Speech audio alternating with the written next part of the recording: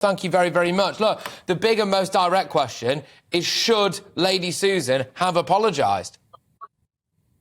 No, and I don't think. I think there's a massive difference between racism and someone being maybe a little bit ignorant. What Lady Susan did isn't remotely racist.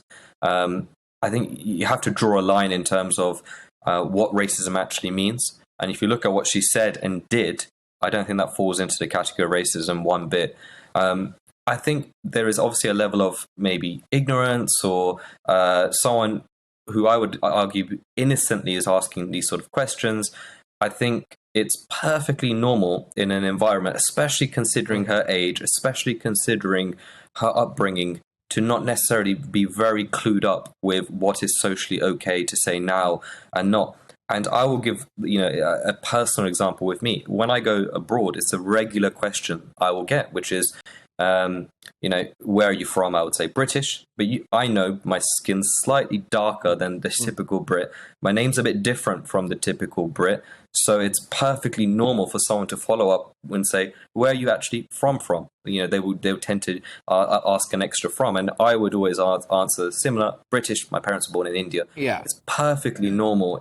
I think this really is going a bit too far now in terms of racism. On that, I suppose my follow-up question has to be, has Marlene Headley played the royal family and the British public and the vast majority of the British media like an absolute fiddle, turning up, changing her name, of course, turning up to a royal event, potentially with a track record, well, definitely with a track record of not being particularly nice about the royal family, insinuating racism, insinuating domestic abuse against Meghan Markle, and then turning up there, some would argue being quite evasive when asked a relatively straightforward question by an elderly woman with no track record of racism, then doing the absolute rounds on British media, making the most of it, and then going and accepting this apology and all this. Look, Has she played the country like a fiddle here?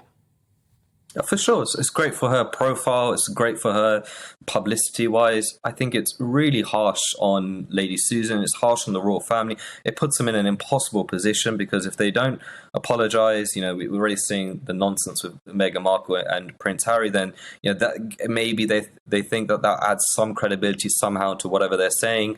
So I think they're in a very, almost an impossible position. If they apologise, they're seen as weak and bowing to woke culture. If they don't, then all of a sudden people may start to look at the Prince Harry and Meghan accusations and think, oh, maybe there is some legitimacy, even though it's quite clear there isn't. I just think sometimes, we've got to be careful when we're talking about racism and all this sort of stuff, because when we use examples like this, all it does is two things. It portrays us very poorly as a country, the sort of racist country, which we're not. And secondly, it is this, when there is actual racism, when it really downplays on that, because there are some rare instances of racism, and stuff like this just it makes you really wonder what it is. So look, Sonny, I'm with you on basically everything that you've said there, and I think there are instances of racism, and I can't help but wonder whether or not situations like this take the edge off that real racism, when people really do need to apologise. And it amazes me that more isn't being made of Miss Fulani, or Marlene, as she's known.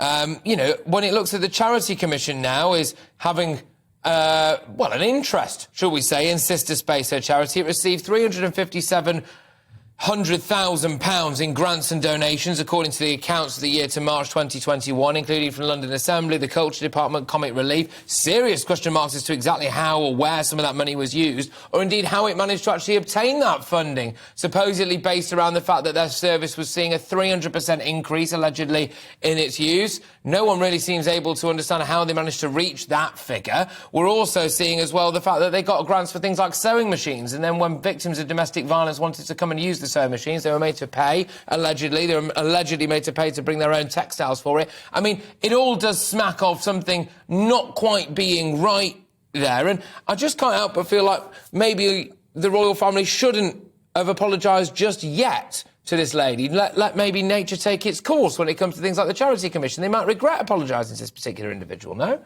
I totally agree. It really smacks very similar of the Black Lives Matter movement a couple of years ago, and now we've seen clear documents about the scams. Them being way more than just this activist group that they keep saying that they are, and they're clearly a political organisation, clearly with some Marxist beliefs and all this sort of stuff. It could be very similar. I would wish and loved if Lady Susan had come out and just said, "Look, I'm an 83-year-old white woman, and this is a perfectly normal growing up question. I didn't mean it in any sort of malicious way. If I offended anyone, I'm sorry. I moved on from it. I don't think Fulani deserved the time or the energy or the pictures or the video, the time with her. I don't think she deserved or warranted that. I think we, like you say, I think in the next few weeks will be very interesting. The more and more scrutiny we see on her and her organisation, because for me, it just smacks of Black Lives Matter.